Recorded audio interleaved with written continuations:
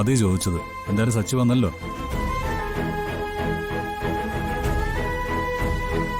രണ്ടു ദിവസം കഴിയുമ്പോൾ ഡിസ്ചാർജ് ചെയ്ത് വീട്ടിൽ കൊണ്ടുപോകും.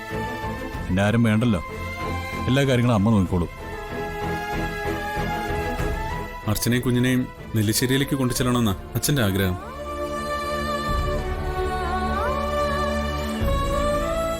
അതിപ്പോ സേതുവേട്ടന്റെ ആഗ്രഹത്തിന് അവളെ നെല്ലിശ്ശേരിയിലേക്ക് വിട്ടാക്കൊള്ളാമെന്ന് ഞങ്ങൾക്കും ആഗ്രഹമുണ്ട്.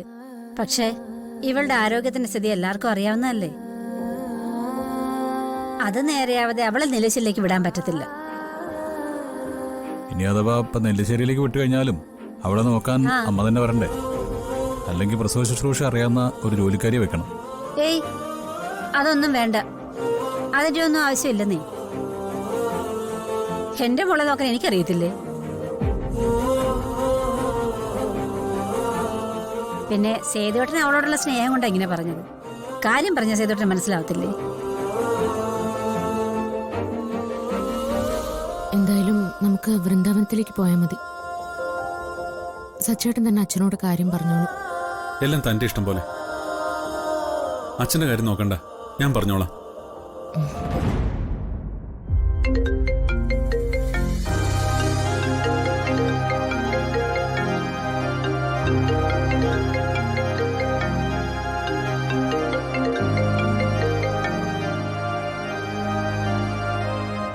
ആരാ സച്ചേട്ടാ? അറിയില്ല, ഏതോ പരിചയമില്ലാത്ത നമ്പരാ. ആ ഫോൺ വന്നപ്പോ സച്ചേട്ടനാകെ ടെൻഷനായല്ലോ. ആരായിരിക്കും വിളിച്ചത്? ആ പോക്ക് കണ്ടിട്ട് ഡിസ്ചാർജിന്റെ കാര്യം ചോദിക്കാൻ പോയതാണെന്ന് എനിക്ക് തോന്നുന്നില്ല. സച്ചേട്ടൻ എന്നോട് എന്തെങ്കിലും മറക്കുന്നുണ്ടോ? കേട്ടത് ശരിയാണോ? അങ്ങനൊരു തീരുമാനം നെല്ലിശ്ശേരി സേതുമാധവൻ എടുത്തോ? എടുത്തു. എത്രയും പെട്ടെന്ന് ആ വിവാഹം നടത്താനാ തീരുമാനം. അതിനൊരിക്കലും അനുവദിക്കരുത് മോളെ. അറിഞ്ഞത് നേരാണോ എന്ന് ഒരിക്കൽ കൂടി ഉറപ്പുവരുത്തണം. നേരാണെങ്കിൽ അത് തകർക്കാനുള്ള വഴി ഉടൻ കണ്ടുപിടിക്കണം.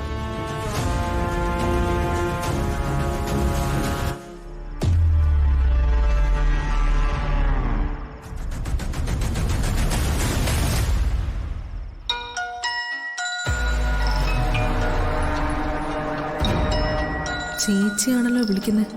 ഇതെന്തടങ്ങേറിനാണോ?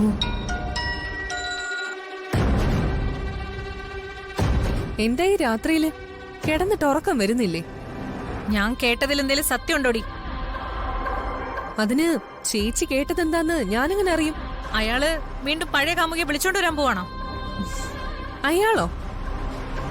ആരുടെ കാര്യ ചേച്ചി പറയുന്നേ? ദേ, എന്റെ മുന്നിൽ നീ പൊട്ടം കളിക്കരുത്. നന്ദനും സന്ധ്യയും തമ്മിലുള്ള കല്യാണം നടത്താൻ ആ തന്ത തീരുമാനിച്ചോടി. ഓ, അതാണോ കാര്യം? അത് തീരുമാനിച്ചു. ഉടനെ തന്നെ അത് നടക്കുകയും ചെയ്യും. പണ്ടേ അവര് ചേരേണ്ടവരായിരുന്നു. ചേച്ചി വന്ന് ആ പാവത്തിന്റെ ലൈഫ് ആകെ കുളമാക്കി. എന്തായാലും ചേച്ചി ഇവിടുന്ന് പോയതോടുകൂടി ഈ വീട്ടിലെ കാലക്കേടുകളെല്ലാം മാറി. ഞാനുമായിട്ടുള്ള ഡൈവോഴ്സ് കഴിയാതെ എങ്ങനെയാ കല്യാണം നടക്കുന്നതെന്ന് എനിക്കൊന്ന് കാണണം. അതിലെന്താ ഇത്ര കാണാനുള്ളത്? ആണും പെണ്ണും ഒരുമിച്ച് ജീവിക്കുന്നതിന് ഡിവോഴ്സ് കഴിയൊന്നും വേണ്ട. ലിവിംഗ് ടുഗദർ ആയാലും മതി. ഇഷ്ടമുള്ള ആളോടൊപ്പം ഇഷ്ടമുള്ള അത്രയും കാലം ജീവിക്കാം. അതാവുമ്പോ രണ്ടുപേരും തമ്മില് ഒരു പരസ്പര ധാരണയും ബഹുമാനവും ഒക്കെ ഉണ്ടാവും. ഇല്ലെങ്കിൽ പോടാ പുല്ലെന്ന് പറഞ്ഞു കളഞ്ഞിട്ട് അവനവന്റെ പാട്ടിന് പോ. അല്ല, ചേച്ചി എന്തിനെ അന്വേഷിക്കുന്നേ? എന്റെ കൊക്കിന് ജീവനുണ്ടെങ്കിൽ ഞാൻ അതിന് സമ്മതിക്കില്ല. ആ പഴയ കൊക്കിനെയും കൊണ്ട് ഇനി ഈ വഴിക്കെങ്ങാനും വന്ന എല്ലാരും കൂടെ അതിനെ തല്ലിക്കൊല്ലും. കയ്യിലിരുന്ന് എല്ലാം പോയില്ലേ ചേച്ചി? അവരെങ്ങനെയെങ്കിലും ജീവിച്ചു പോയിക്കോട്ടെ. ചേച്ചി ഇനി അവരെ ശല്യപ്പെടുത്താൻ പോവണ്ട. അവിടെ എവിടെയെങ്കിലും അടങ്ങി ഒതുങ്ങി ജീവിക്കാൻ നോക്ക്. ഞാനേ സച്ചേട്ടന്റെ ഭാര്യ. സച്ചേട്ടൻ എന്ത് മനസ്സ് വിചാരിച്ചാലും അതെനിക്ക് മനസ്സിലാവും.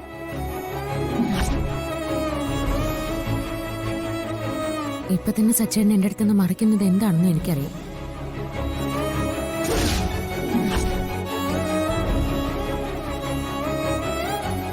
അറിഞ്ഞാ പ്രയാസപ്പെടുമെന്ന് കരുതിയിട്ടല്ലേ സച്ചേട്ടൻ എന്നോട് ആ വിഷയം പറയാത്ത.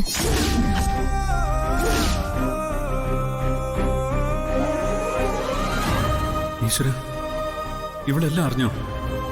അല്ല, ഇവളെങ്ങനെയാ അത് മനസ്സിലാക്കിയത്? അതാണ് ഭാര്യയുടെ മനസ്സിന്റെ ശക്തി.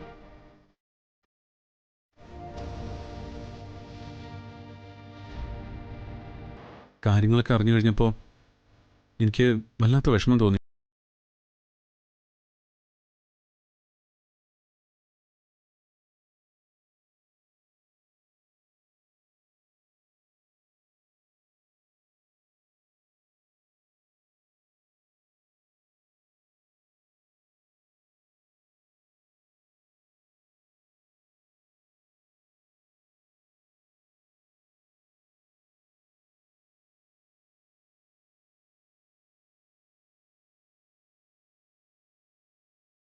കണ്ടിരുന്നെന്നൊക്കെ എനിക്കറിയാം.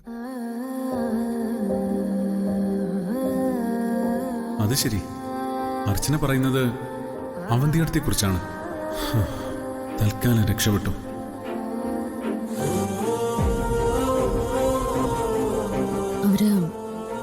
അവര് സച്ചേട്ടനെ വിളിച്ച് എന്തെങ്കിലും സംസാരിച്ചോ? കാണും. എന്ത് ചെയ്തിട്ടായാലും ആരുടെയും കാല് പിടിക്കാൻ അവർക്ക് ഒരു മടിയുമില്ല. അവരോട് സച്ചേട്ടൻ എന്തെങ്കിലും സെന്റിമെന്റ്സ് തോന്നുന്നുണ്ടെങ്കിൽ അത് സച്ചേട്ടന്റെ നല്ല മനസ്സുകൊണ്ടാ. പക്ഷേ അവരത് അർഹിക്കുന്നില്ല. കാരുണ്യവും ദയയും സഹതാപവും ഒക്കെ അതൊക്കെ അർഹിക്കുന്നവർക്ക് മാത്രമേ നൽകാവൂ. അതെ, അത്രേ ഉള്ളൂ. താൻ പറഞ്ഞത് തന്നെയാണ് ശരി.